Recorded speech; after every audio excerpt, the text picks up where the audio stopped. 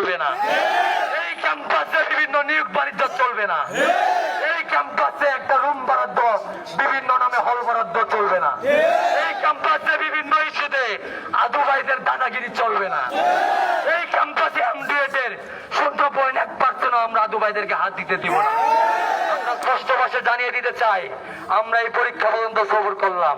প্রশাসন যে আজকে তাদের কমিটমেন্টের গাফিলতি করেছে, প্রশাসন যদি তাদের স্পষ্ট জবাব না দেয়, আমরা প্রশাসনের বিরুদ্ধে যেতে বাধ্য হব।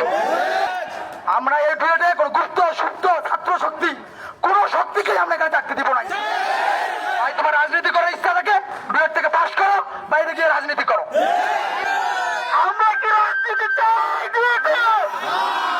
এই ডুয়েটে সিভিলের আর ছাত্র শক্তি হোক আর ছাত্র দল হোক, আমরা কোন ধরনের রাজনীতি চলতে দিব না, দিব না, দিব না।